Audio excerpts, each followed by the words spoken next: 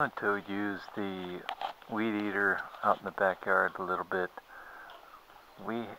My buddy has a weed eater that's gasoline powered, and so that way you don't have to plug it into the wall.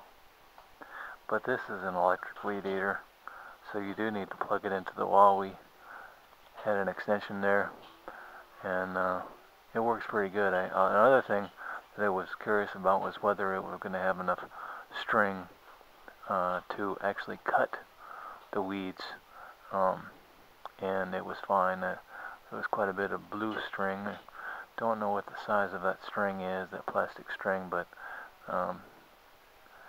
it gets, once you push that button on the um, electrical weed eater, then that string gets spun pretty good, and so it cut the Bermuda grass down quite a bit.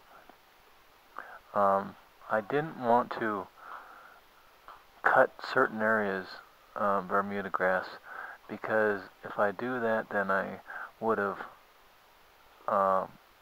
got some of the, or cut some of the goat heads, and goat heads are really hard to remove. They're really hard to get out of the way. If you look, I'm trying here to just use my left hand. With the gas powered weed eater, then it was too bulky. It was too hard to get the right leverage to hold it with one hand. With the electric weed eater, then I'm able to just use one arm, and so that was kind of good. I was able to get decent leverage. There's right here is the goat heads, some of the goat heads, and whenever I removed some of the goat heads, then there was a big old ant pile where the goat heads were.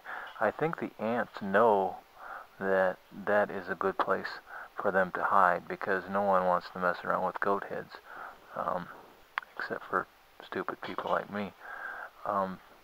But I pulled the goat heads out. You have to pull them out by the root, and get as much of that root out as possible. Otherwise, it will come back. The